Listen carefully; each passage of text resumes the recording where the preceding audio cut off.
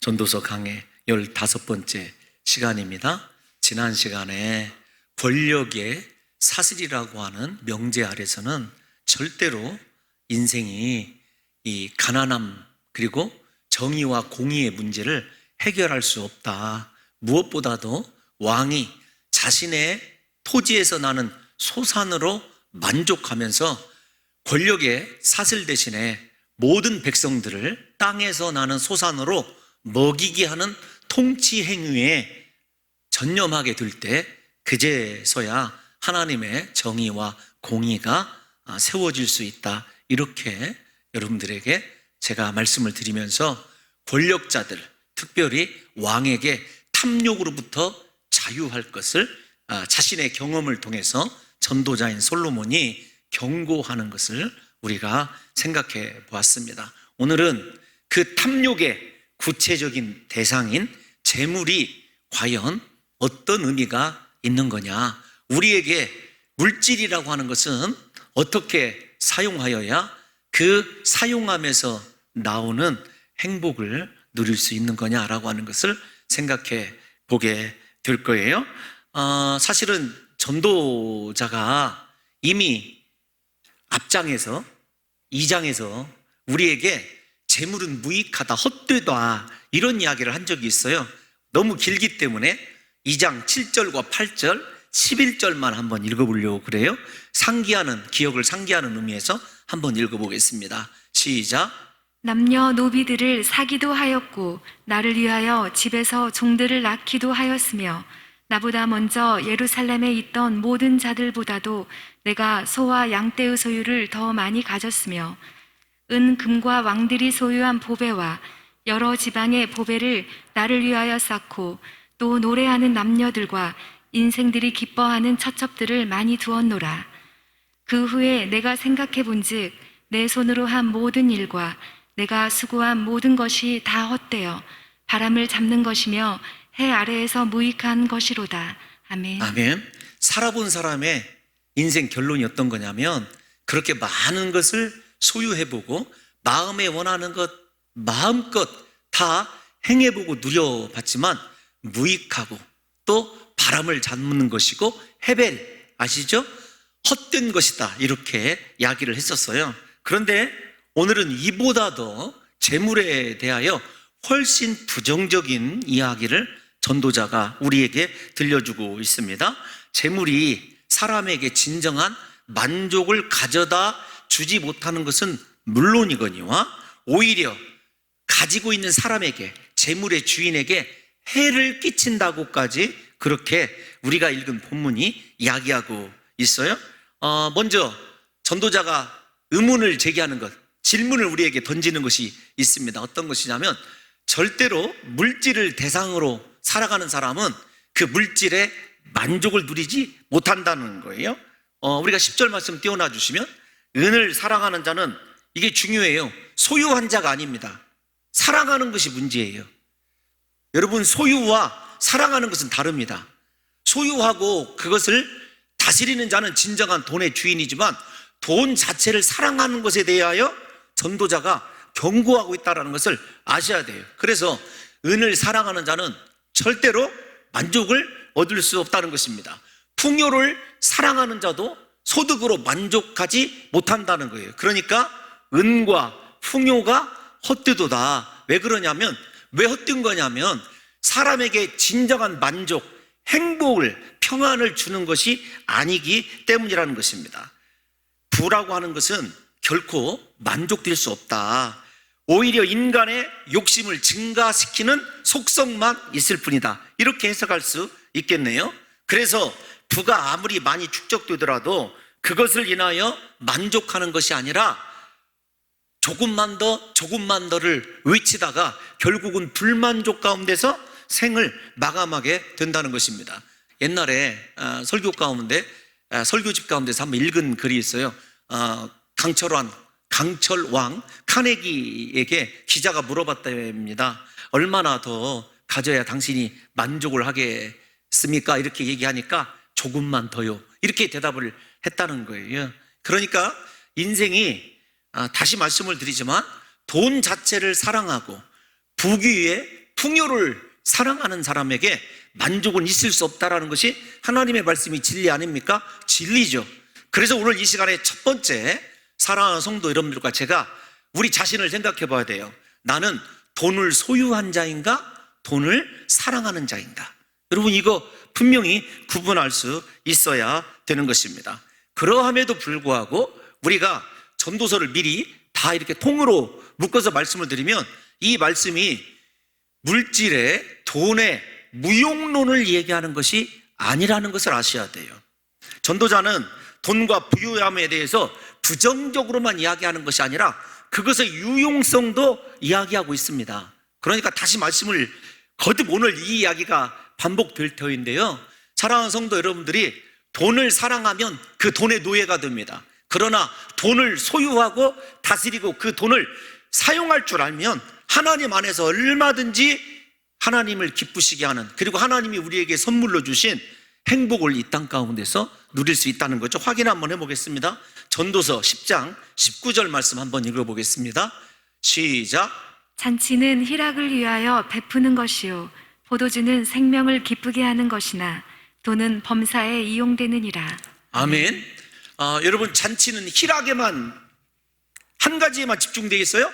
포도주는 생명을 기쁘게 하는 기쁨에만 집중되어 있지만 돈은 범사에, 그러니까 모든 일에 다 유용하다는 거예요. 돈이 있어야 밥도 사 먹고 병원도 가고 또 나름대로 우리가 누리고 싶은 것도 누리는 것 아니겠습니까? 문제는 돈과 부유함을 가치에 맞도록 사용하는 것이 아니라, 다시 말씀을 드리지만 그 자체를 사랑하는 것이 인간의 마음의 부패의 시작이라고 그렇게 전도서 기자가 이야기하고 있는 거예요. 전도서 기자는 인간의 부패한 마음이 돈을 사랑하게 되면 절대로 행복을 누릴 수 없다라는 것입니다. 왜냐하면 탐욕이 발동하고 있고 그 탐욕을 만족시킬 수 있는 물질은 이 세상에 존재하지 않기 때문에 그렇습니다. 전도자는 부의 부정적인 측면을 우리에게 자세히 소개하고 있어요. 우리가 20절까지 읽어보면 다 부정적인 이야기예요. 심지어 돈을 이야기할 때 큰 패단이다 이렇게 얘기를 했어요. 그런데 이 큰 패단이라는 단어를 제가 찾아보니까 라홀라라는 단어인데 고통스럽게 하는 악 이렇게 얘기하고 있습니다. 우리의 부패한 마음에, 즉 탐욕으로 물들어 있는 마음에 돈을 사랑하기 시작하는 것이 어떤 것이냐면 고통스러운 악이라는 거예요. 그래서 사실은 하나님께서 일정 부분에 있어서 돈을 사랑하는 마음을 사람에게 주셨다고 한다면 그것이 하나님의 심판이다 이렇게까지 이야기를 하고 있습니다. 왜냐하면 돈을 사랑하는 것 자체가 고통스러운 악을 맛보고 살아가는 것이기 때문에 그래요. 먼저 소유가 절대로 우리를 만족시킬 수 없다 이렇게 여러분들에게 말씀을 드렸어요. 10절에서 11절을 읽어보게 되면은 이 재산 때문에 골치 아픈 일들이 생겨나기 시작합니다. 11절 한번 읽어보겠습니다. 시작. 재산이 많아지면 먹는 자들도 많아지나니 그 소유주들은 눈으로 보는 것 외에 무엇이 유익하랴. 재산이 많아지게 되면 고용하는 뭐라고 할까요? 피고용인들이 많아져요. 즉 일꾼들이 많아지게 된다는 것입니다. 그 가운데서 자신은 돈을 사실은 지키고 싶은데 지킬 수 없는 거예요. 무엇 때문에? 인건비나 그 다음에 그 사람들을 먹여 살려야 되는 비용이 들어가기 때문에 그런 것이죠. 그래서 재산이 늘어나므로 그것을 관리하고 함께 일하는 사람들이 늘어나기 때문에 지출이 증가하고 결국은 그 증가하는 지출을 바라보면서 돈을 가지고 있는 소유주는 그냥 눈으로 바라볼 뿐이지 아까워서 그거 쓰지 못한다 그런 뜻입니다. 그런 것 같아요. 정말로 돈을 아주 옛날 사람들이 지약스럽게 이런 표현 쓰거든요.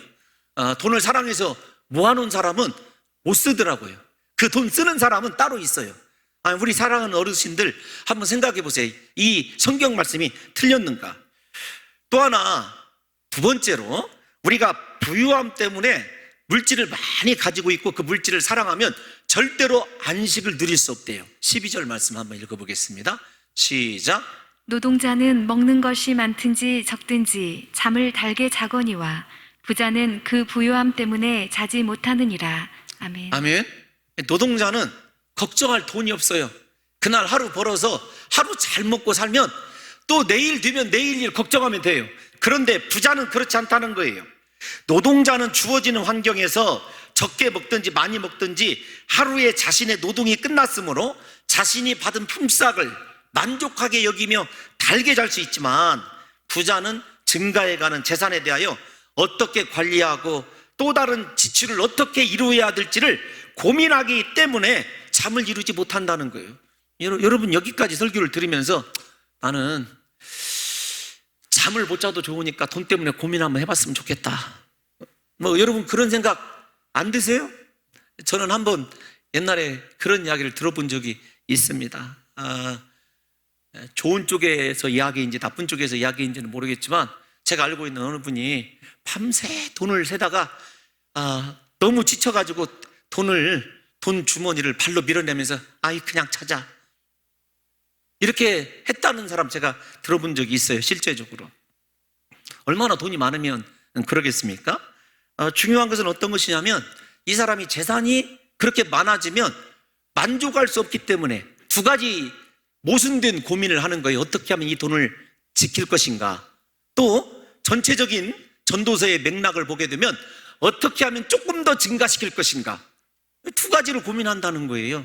잠 못 자면서 이 돈을 안전하게 지키는 것, 어떻게 하면 조금 더 늘리는 것, 이것이 부자들의 공통적인 고민이라는 것입니다. 그래서 그런 걱정과 근심 때문에 잠 한숨도 편하게 자지 못하는 것이 부자의 속성이다. 저는 부자가 안 돼봐서 정말 이 말씀이 맞은지는 모르겠지만 솔로몬이 한 얘기니까 저는 맞을 수 있다라고 생각이 되어지는 거예요.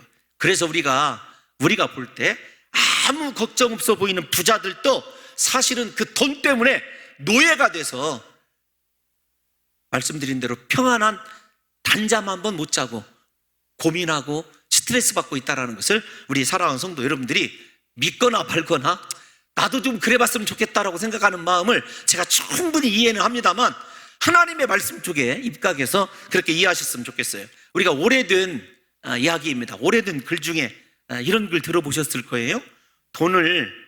돈으로 고급 침대를 살 수 있지만 단잠은 살 수 없다. 돈으로 진수성찬을 차릴 수 있지만 입맛은 살 수 없다. 돈으로 친구를 살 수 있지만 사랑은 살 수 없다. 돈으로 웅장한 교회당은 지을 수 있지만 영생은 살 수 없다. 여러분, 이런 말 들어보셨지 않습니까? 인생에게 정말로 가장 중요하고 필요한 것은 돈으로 사지 못한다는 거예요. 돈으로 해결하지 못한다는 것입니다. 그러니까 이 말씀을 다시 말씀을 드리지만, 돈을 사랑하는 것이 아니라 하나님을 사랑하고 사람을 사랑하는데 초점을 맞추지 않는 한 그 사람은 인생에 있어서 가장 중요한 평안과 행복은 누릴 수 없다라는 거예요. 저는 이 말씀이 맞다라고 생각이 되어집니다. 오늘 여러분들에게 두 번째 한번 질문을 드리고 싶습니다. 여러분들은 지금 가지고 있는 재산에 대해서 감사하고 만족하고 하나님께 진실로 정말입니다, 가식 없이 하나님 이만큼이면 되었습니다, 제가 더 주님을 위하여 살아갈 수 있도록 도와주십시오, 이렇게 기도하는 성도가 있는지를 한번 생각해 보았으면 좋겠어요. 그 다음에 우리가 계속해서 한번 이 부정적인 것을 보도록 할게요. 13절 말씀 한번 읽겠습니다. 시작. 내가 해 아래에서 큰 배단되는 일이 있는 것을 보았나니 곧 소유주가 재물을 자기에게 해가 되도록 소유하는 것이라. 가장 고통스럽게 하는 악이 어떤 것이냐면 재물을 가진 사람을 해치는 거예요. 상처를 입히는 것입니다. 여러분, 이 말씀 이해 가세요? 앞에서 중복되는 내용이긴 하지만 부자는 재물을 끊임없이 관리해야 하고 보안에 신경 써야 되고 화재도 염려하고 옛날에 동록도 신경 써야 되며, 부자들이 가장 두려워하는 것이 무엇일까요? 옛날에 우리도 지금 마찬가지입니다. 여러분, 이렇게 하면 제가 질문을 드리고 이 말씀을 좀 이해하기 쉽게 하기 위해서 질문을 드려볼게요. 여러분들이 현금을 한 500억 정도 가지고 있어요. 골드바도 한 1000억 정도씩 가지고 있습니다. 여러분들이 제일로 걱정하는 것이 무엇일까요? 요즘에는 다양한 시큐리티 시스템이 있어서 별로 걱정을 않을지 모르겠지만 제일로 걱정하는 게 무엇입니까? 아니 이거 유대 문화로 생각을 해서 돌아봐야 돼요. 왜 솔로몬이 그런 많은 재산을 가지고 있으면서 외국과 전쟁하기 싫어서 그 나라들의 이 딸들을 데려왔는지를 생각해야 돼요. 우상과 함께. 돈 있는 사람은 진짜 잠 못 잘 것 같아요. 무엇 때문에요? 특히 우리나라 같은 경우 아니 집 천장에다가 장판 밑에다 여러분 쭉 깔고 있는 집도 있죠. 지금 자식들이 와서 이렇게 가져다 주면은 여러분 그 돈 은행 가기도 귀찮고 그러니까 여러분 안 입는 옷 속에다 넣어놓다든지 비상금 다들 어디 있어요? 저는 책꽂이에 있습니다. 제 방에 책을 보셨죠? 어디에 둬 있는지 여러분 그거 다 한번 사방을 돌아가면서 빼려면 힘들 거예요. 다시 묻습니다. 무엇을 가장 두려워하겠습니까? 전쟁을 두려워하죠. 전쟁을. 그러니까 돈에게 마음이 가 있는 순간부터 나를 안보하시고 지키시고 그 물질을 준 하나님은 잃어버리고 이거 어떻게 하면 전쟁을 막을 수 있을까? 솔로몬의 입장에서 한번 생각을 해보세요. 많은 재산을 가지고 있었던 솔로몬의 입장에서. 그러니까 돈이 많아지는 것이 즐거움이 아니라 나라 정세가 조금만 흔들려도 이거 어디다 숨기지? 이렇게 한번 생각해 보세요. 오늘 아침에 일어나서 유대인의 방식으로 제가 있는 그대로 얘기를 드리는 거예요. 이 유대인들은 주로 땅에다 묻었다는 거 아시죠? 그래서 가끔 우리가 마태복음 13장에서 배울 거예요. 밭에 남의 밭 소작을 하는 사람이 밭 갈러 나갔다가 덜커덩 하는 거 보니까 그 속에 보화가 있어요. 가장 안전한 곳이 땅에다 묻는 거였어요. 몇 년 전에 멀지도 않은 김제에 어떤 사람이 앞에 마늘밭에다가 150억 묻어놓은 적도 있었어요. 생각해 보세요. 돈을 앞밭에다 묻어놓은 사람이 야 이젠 안전하다 이렇게 생각할까요? 내가 돈 묻는 거 누가 봤지 보지 않았을까? 아니 여러분 지금부터 오늘 저녁에 가서 자 밭에 가서 화단을 파시고 돈을 묻어보세요. 그거 누가 보지 않을까부터 시작을 해서 절대로 여러분 편하게 못 잡니다. 여러분 돈이 말입니다. 집에 한 1억 정도만 현금으로 있어도 어디 외출 못해요. 편하게. 다들 1억 이상은 가지고 있는가 보네. 갑자기 근심하기 시작하고 뒤를 돌아보기 시작하는 것이 여러분 제가 다 이렇게 볼 수 있는 것 같아요. 그러니까 전쟁 나면 두렵고 자기가 숨겨놓은 것에 대하여 의심하기 시작하죠. 이거 한 달에 한 번 정도는 옮겨야 되는 거 아닌가 걱정하기 시작합니다. 그 사람이 행복할 수 있겠느냐고요. 편안할 수 있겠느냐고요. 다른 사람이 우리 집에 오는 것도 싫어요. 왜요? 집에 돈이 있으니까. 그런 건 아닐 거예요? 오늘 설교 방한 거 맞습니까? 반응이 없어요. 사랑하는 성도 여러분, 그래서 재물은 전도서 기자가 역으로 얘기하는 것이 무엇이냐면 소유하고 쌓아두고 지키는 것이 아니라 사용하는 것이다. 재물을 지키려고 아무리 노력을 해도 그래서 재난 때가 되면 없어진다 이렇게 얘기를 하고 있어요. 14절 말씀 한번 읽어볼게요. 시작. 그 재물이 재난을 당할 때 없어지나니. 자, 정확히요. 그 재물이 전쟁을 당할 때 없어지게 돼요. 아들이 있으면 뭐합니까? 이제 저 말씀이 기가 막힌 말씀이에요.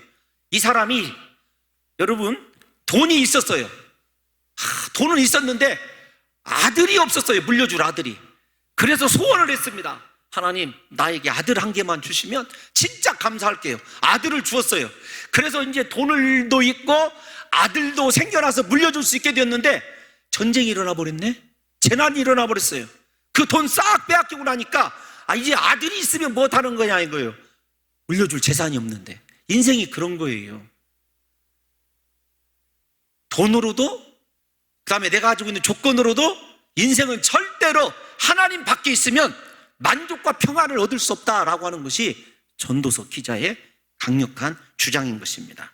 그래서 사랑하는 성도 여러분들이요, 우리가 재난을 생각하더라도 영원히 썩지 않는 곳, 재난이 없는 곳, 내 보화가 빼앗기지 않는 곳, 예수님의 말씀대로 우리의 보물이 하늘에 있게 될 때 우리가 진정한 이 땅 가운데서 자유자로 얽매인 것이 없는, 걱정과 근심이 없는, 그리고 물질은 쓸 때마다 주시는 하나님으로 만족하며 살아가는 진정한 행복자가 된다는 것입니다. 우리 누가복음 9장과 10장 새벽에 배웠지 않습니까?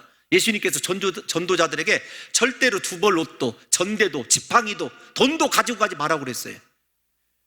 주님께서 전도자를 굶게 하셨느냐? 그렇지 않아요. 다 그들을 먹이시고 입히셨습니다. 삶의 방향이 하나님께로만 향하고 있다면 하나님이 우리에게 일용할 양식을 주시고 우리가 이 땅 가운데서 넉넉히 살아가도록 축복해 주신다는 거예요. 또 하나, 여기서 좀 쓸데없는 이야기지만 이렇게 돈을 가지고 계신 성도님들 위해서 한번 생각해 보면, 여러분들이 재산을 한 10억 정도 모았어요? 제가 너무 조금 얘기했죠? 한 100억 정도 있습니다. 자녀가 둘이 있어요. 그 100억을 50억씩 나눠주면 자녀들이 행복하게 평안하게 잘 살고 있을 것 같습니까? 아니라는 거예요. 성경에 보면. 뿐만 아닙니다. 재물은 재난 때에 없어지기도 하지만 우리가 잘 아는 대로, 제가 장례식 때 가장 많이 하는 말, 죽을 때 절대로 가지고 갈 수가 없어요. 우리 15절 말씀 읽어보겠습니다. 15절 시작. 그가 무태에서 벌거벗고 나왔은즉 그가 나온 대로 돌아가고 수고하여 얻은 것을 아무것도 자기 손에 가지고 가지 못하리니. 아멘. 14절에 전쟁에서 용케 살아났어요. 아니, 전쟁 때는 살아났어요. 이 사람이 전쟁 때는 살아났어요. 돈은 빼앗겼지만. 그런데 살아났어도 그가 마지막 죽을 때 가지고 가는 것이, 혹시 숨겨놨어도 가지고 가는 것이 있다 없다? 없다는 것입니다. 여러분, 이 말씀 잘 알고 있잖아요. 제가 그래서 가끔 장례식 때, 여러분, 수의에는 주머니가 없대요. 수의에는 주머니가 없답니다. 제가 이렇게 설교하거든요. 태어날 때는 이 땅 가운데서 무언가 가득 쥐어보고자 두 주먹 불끈 쥐고 태어나는데 돌아갈 때는 두 손 곧게 펴서 모으고, 여러분, 그렇게 갑니다. 제가 이렇게까지 예를 들어요. 알렉산더라고는 대제 이야기를 들거든요. 헬라의 대왕이었던 그가 자신의 만주 백관들에게 이렇게 유언을 합니다. 내가 죽어서 내 관이 아테네 시내를 행진할 때 내 양팔을 관 밖으로 내놔서 내가 가지고 가는 것이 아무것도 없음을 사람들에게 알게 하라. 참 지혜로웠던 왕인 것 같아요. 자신의 죽음을 사람들에게 인생을 어떻게 사용해야 되는지, 재물을 어떻게 사용해야 되는지 일종의 사용 설명서로 남겨주고 간 사람이 알렉산더라는 생각이 들더라고요. 사랑하는 성도 여러분들이요, 재물을 소유의 가치로만 이해하는 사람은 사랑의 대상으로만 생각하는 사람을 이야기합니다. 물질이 필요할 때 못 쓰더라. 제가 앞에서도 얘기 드렸어요. 왜 그런가 하면 아까워서다. 그런데 왜 아깝냐면 내가 이 돈을 어떻게 벌었는데 이렇게 생각한다는 거예요. 전도자의 표현대로 하면 돈을 벌기 위한 자신의 수고가 너무 크기 때문에 그 돈을 쓰지 못한다는 거예요. 우리가 16절 한번 읽어보겠습니다. 16절, 본문 16절 시작. 이것도 큰 불행이라. 어떻게 왔든지 그대로 가리니 바람을 잡는 수고가 그에게 무엇이. 그러니까 그가 아무리 돈을 써서, 여러분들이 한 100억 모아놨다고 합시다.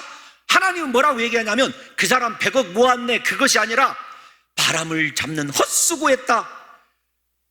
수고하니까 자기가 노동해서 번 돈이라고 생각하니까 못 써요. 아까워서. 그런데 그 자식들, 그 손자들은요, 얼마나 그 돈 잘 쓰는지 몰라요. 실제적으로 그런 것 아니겠습니까? 제가 설교를 준비하면서 어떤 분의 글을 읽어봤어요. 우리 연세 드신 분들 옛날에 그 김희갑이라고 하는 원로 배우를 기억하십니까? 머리도 좀 빠지고 그러셨었는데 그분이 노래도 잘하고 일단 배우였어요. 근데 그분 이야기가 이게 실려 있더라고요. 근데 그분이 감기에 걸렸대요. 약지여서 이렇게 먹으면 낫게 되는데 돈을 아끼려고 감기약을 먹지 않고 지내다가 폐렴에 걸렸답니다. 폐렴으로 이렇게 발전하게 된 거예요. 병원에 입원을 했는데 그 부인이 사회활동을 아주 왕성하게 하는 사람이라 붙어서 병간호를 할 수 없기 때문에 남편에게 그 당시에 이렇게 제안을 했대요.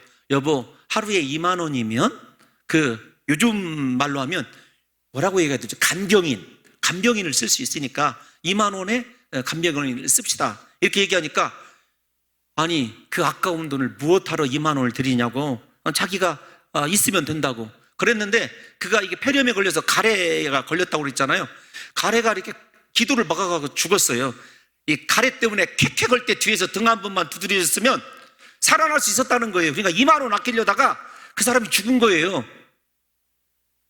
아니, 저를 의심의 눈초리로 보지 말고 제가 책에서 읽은 거니까 그냥 여러분 그렇게 따라와 주세요. 그런데 그 당시에 그분의 재산이 얼마였냐면 70억이었대요.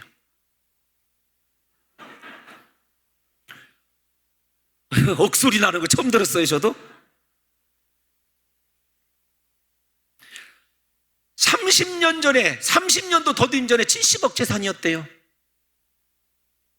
지금도 어마어마한 돈 아닙니까? 여러분들에게는 별로군요. 저는 지금 70억만 있어도 좋겠어요.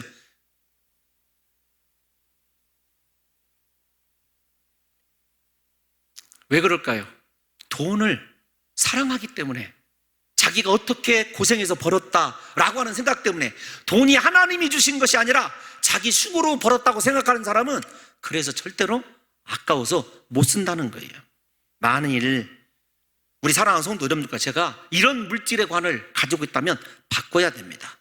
재물을 수고하여 얻었음에도 죽을 때 정작 빈손으로 가는 것이 인생이고, 자녀들에게 오히려 불화를 남기는 것이 물질이고, 또 그것 때문에 근심하고 편안하게 잠 못 자는 것이 재물이라고 한다면, 사랑하는 성도 여러분들과 제가 이 땅에서 바람을 잡는 수고하지 말으라는 것이에요. 그래서 사실은 디모데 전서에서 사도 바울도 디모데에게 이렇게 얘기했어요. 우리 6장 7절 8절 한번 읽어보겠습니다. 시작. 우리가 세상에 아무것도 가지고 온 것이 없음에 또한 아무것도 가지고 가지 못하리니 우리가 먹을 것과 입을 것이 있은즉 족한 줄로 알 것이니라. 아멘. 아멘. 여러분, 저 말씀에 진짜 아멘이십니까? 제가 다시 한번 읽어드릴게요. 아멘 하는지 안 하는지, 누가 하는지 안 하는지 제가 쳐다볼 거예요. 우리가 먹을 것과 입을 것이 있으니 족한 줄로 알 것이니라. 마스크 썼으니까 모르겠지 이렇게 생각하실지 모르겠지만, 우리에게 있는 것으로 족한 줄 아는 사람, 하나님 안에서 그분이 나의 공급자 되심을 인정하는 사람은요, 하나님으로 살아간다는 것입니다. 심지어 전도자는 불을 좇는 자의 한평생이 근심과 병과 분노로 가득하다, 이렇게 이야기를 한 적이 있어요. 본문 17절 한번 보도록 하겠습니다. 시작. 일평생을 어두운 데에서 먹으며 많은 근심과 질병과 분노가 그에게 있느니라. 아멘. 김 장로님, 얼마 전에 소천한 넥슨 회장 김정주, 이름이 갑자기 헷갈려서, 이름이 누구죠? 넥슨 김정주 맞습니까? 예, 그분의 재산이 얼마이냐면 15조예요 15조. 근데 얼마 전에 돌아가신 분 이야기를 해서 죄송하지만 그분의 재산이 반토막 났어요. 8조로. 여차여차 많이 우울했다고 합니다. 제가 뉴스를 본 적이 있어요. 그것 때문인지 우리가 정확히는 알 수가 없지만 많은 스트레스가 있었대요. 그분이 돈을 가지고 창업을 하는 것이 아니라 그 집안이 아주 금수저더라고요. 금수저. 아주 천재적인 머리를 가지고 있어서 그분에 관한 일화가 참 많아요. 일화가 많은데 특별히 어린이 질병을 없애고자 400억 정도 들여가지고 어린이 질병 재단을 만든 사람이기도 합니다. 게임 업체라고 얘기를 해야 되나? 게임 회사를 만들었던 사람이에요. 그래서 제가 딱 알 수 있는 게임은 딱 하나더라고요. 카트라이트, 그 있잖아요. 이렇게 자동차 이렇게 막 몰고 가는 거. 그분이 게임 개발을 했다고 하더라고요.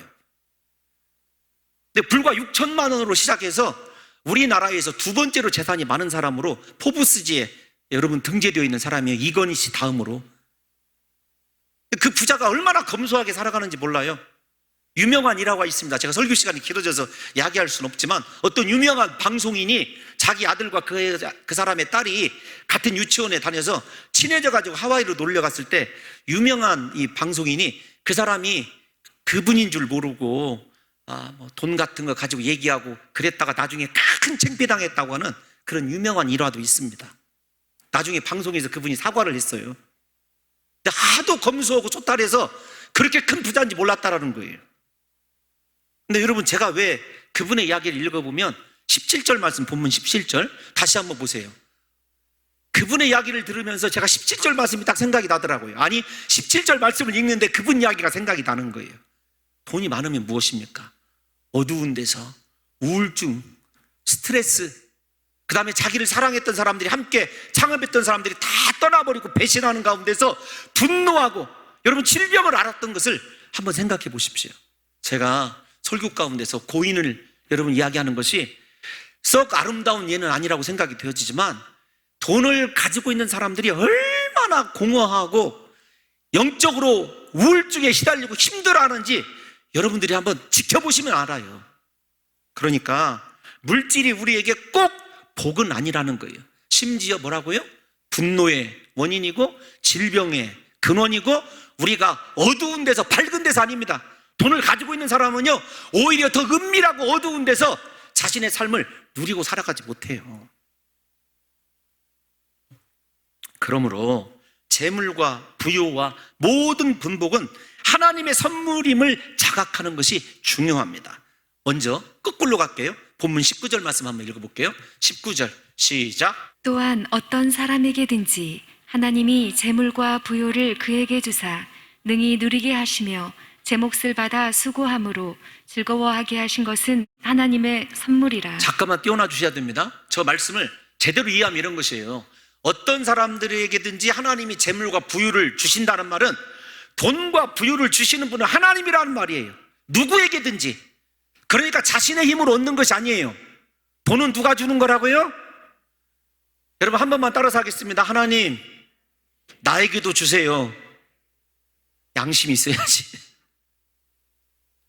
하나님이 재물과 부유를 여러분 어떤 사람에게든지 주시고 그거 누리게 하신다는 거예요. 그러니까 저 말은 재물의 주인이 하나님이고 그것을 누릴 수 있는 평안함과 은혜를 주시는 분도 하나님이라는 거예요. 뿐만 아닙니다. 제 몫을 받아 수고함으로 즐거워하게 하신 것도 하나님의 선물입니다. 각기의 일상의 삶에서 우리가 일한 대로 수고한 대로 몫을 받아 살아가게 되는 것, 그것도 하나님의 큰 선물이에요. 그러니까 나눠야 돼요. 큰 부자의 삶과 내게 있는 작은 분복을 통해서 내가 내 몫을 누리는 것, 19절을 저렇게 두 개로 나누어야 한다는 말입니다. 사랑하는 성도 여러분, 중요한 건 모든 것이 하나님의 은혜요, 하나님의 선물임을 인식하라는 거예요. 그렇습니다. 바로 내가 가지고 있는 모든 것이 하나님의 선물이어서, 오늘 내가 비록 작은 직장에서 작은 월급을 받아가지고 살아가지만 그것 또한 하나님의 선물이고 은혜이고, 내가 누릴 수 있는 테두리를 하나님께서 그렇게 정해주셨다는 것을 믿고 그 안에서 감사하는 사람에게는요, 하나님께서 더 큰 은혜와 선물을 주신다는 거예요.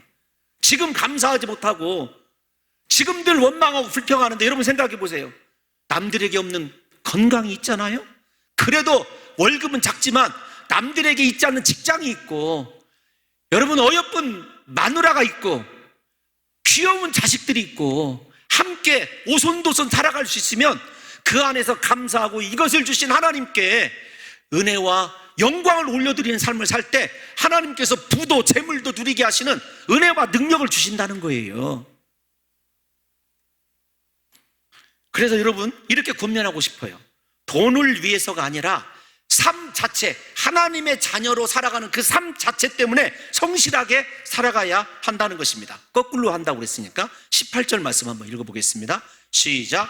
사람이 하나님께서 그에게 주신 바 그 일평생에 먹고 마시며 해 아래에서 하는 모든 수고 중에서 낙을 보는 것이 선하고 아름다움을 내가 보았나니 그것이 그의 몫이로다. 아멘. 일평생에 먹고 마시며 해 아래 사는 모든 수고 중에서 낙을 보는 것이 선하고 아름다운 것을 내가 보았다. 그러니까 여러분 저기에 가장 중요한 것이 어떤 것인 줄 아십니까? 수고라는 말이에요. 하나님은 우리에게, 하나님의 자녀에게 일확천금 수고가 빠진 돈을 주시지 않아요. 수고가 빠진 돈을 얻는 사람은 불행한 거예요. 그러니까 여러분 우리의 기도가 저런 것이어야 돼요. 하나님, 나에게 일평생 먹고 마시고 수고하는, 그것 때문에 수고하는 가운데서도 하나님 그 주님이 주신 물질 때문에 내가 선을 누리는 아름다운 인생을 살게 해주세요. 이것이 예수 믿는 사람들의 올바른 기도라는 거예요. 하나님 나에게 억만금을 주세요, 나에게 이 돈을 주세요는 틀렸다라는 것입니다. 사랑하는 성도 여러분, 하나님은 정리를 해드리면 재물을 주실 때 수고라는 과정을 통해서 주셔요. 그 수고를 당연한 것으로 알고 부지런히 최선을 다하여 자신의 삶을 경영하면서 먹고 마시는 것에 감사하고 만족하며 하나님 안에서 살아가는 사람은요, 아름답다, 이렇게 이야기하고 있는 거예요. 일확천금을 누린 부자들보다도. 그러니까 사랑하는 성도 여러분들이 진짜 신앙생활 하는 사람이라고 한다면요, 수고가 빠져있는 돈을 바라는 것은 비신앙적입니다. 비신앙적인 것을 아셔야 돼요. 부동산 투기, 정말로 필요해서 땅을 사는 것이 아니라면 비신앙적입니다. 또 하나, 그런 거 많이 있잖아요. 먼또, 뭐 그런 것들이 있잖아요. 그래도 한 번은 사보고 싶더라고요. 사랑하는 성도 여러분들이요, 사람의 먹고 마시는 일평생의 필요는 하나님으로부터 나오는 것이에요. 이 사실을 인정하고 성실하게 하나님 안에서 수고하고 살아가는 사람은 반드시 자신의 몫을 아름답게 누릴 수 있다는 것입니다. 사랑하는 성도 여러분, 그런데 그가, 전도자가 말입니다, 인생 말년에 깨달은 한 가지 사실은 모든 부와 명예가, 그러니까 아무것도 아니라는 거예요. 수고로 먹고 마시기 위하여 애쓰는 사람에 비하면 아무것도 아니라는 거예요. 이게 솔로몬의 이야기입니다. 더 나아가서 19절과 18절을 연결해서 보면 모든 세상의 부귀가 하나님께서 주시는 것이라고 하는 것을 생각한다면 돈을 사랑해야 되겠습니까? 하나님을 사랑해야 되겠습니까? 그러니까 전도자의 이제 결론에 다 왔어요. 무엇을 사랑하라는 거예요? 하나님을 사랑하라는 거예요. 그러면 하나님이 아주 후하게 부하게 누리라고 주실 사람도 있고, 반대로 소박하지만 그 가운데서 수고하는 가운데서도 하나님이 주시는 아름다운 삶, 행복한 삶을 살아가는 사람도 있다는 것입니다. 우리 모두에게는 하나님께서 주신 우리만의 몫이 있습니다. 그 목 안에서 언제나 감사함으로 자신의 삶을 경영하는 사람들에게는요, 선하고 아름다운 인생의 열매가 주어지는 거죠. 그러나 자신의 목 이상의 탐욕에 이끌려 살아가는 사람들은 불행하다, 그 말씀을 전도서 기자가 하고 있는 것입니다. 뿐만 아니라 재물이 하나님의 선물임을 알아서 하나님을 위하여 선하게 사용하는 사람은 자기의 생명의 날을 깊이 고민하지 않아도 돼요. 이제 마지막 다 왔습니다. 20절 한번 읽어보도록 하겠습니다. 시작. 그는 자기의 생명의 날을 깊이 생각하지 아니하리니 이는 하나님이 그의 마음에 기뻐하는 것으로 응답하심이니라. 아멘. 여러분, 자신의 재물을 놓아두고 돌아갈 때를 고민할 필요가 없는 거예요. 왜냐하면 하루하루 하나님이 주신 은혜 가운데서 선하고 아름다운 삶을 살았고 하나님의 선물에 감사하는 삶을 살았기 때문에 하나님께서 그 마음에 기뻐하는 것으로 응답해 주신대요, 날마다. 그러니까 하나님을 사랑해야지. 돈을 사랑하는 사람은 어두움과 근심과 질병과 분노를 얻지만 작은 소득 가운데서도 하나님께 감사하며 하나님의 선물임을 알고 하나님 앞에서 수고하는 가운데서도 아름답게 살아가는 그 사람은요, 죽을 때 고민도 않고 죽을 뿐만 아니라 그가 죽기 전에 마음에 소원하고 생각하는 것 다 하나님께서 기뻐하시는 것으로 응답해 주신대요. 믿으십니까? 여러분, 이 믿음이 있었으면 좋겠어요. 그러니까 결론이 그런 것 아니겠습니까? 우리 사랑하는 성도 여러분들이요, 사실 이 말씀을 읽으면서 마지막으로 에베소서 3장 20절에서 21절 한번 읽어보겠습니다. 시작.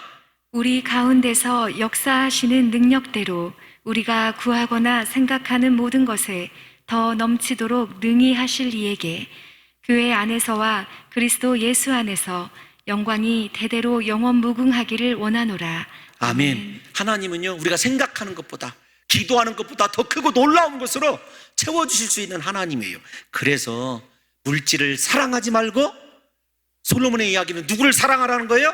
하나님을 사랑하고 지금의 자신에게 주어진 몫을 하나님의 선물로 여기고 감사하면서 그것 사랑함으로 쌓아두지 말고 어떻게 하라는 거예요? 하나님을 위하여 선하게 사용하면 하나님께서 시마다 때마다 우리 인생 가운데 죽을 때 고민 없이 죽도록 날마다 귀한 것으로 채워주신다고 하는 이 약속을 믿으시고, 우리 성도님들과 제가 이 물질로부터 자유하고 하나님만 영원토록 사랑하시기를 예수님의 이름으로 축원합니다.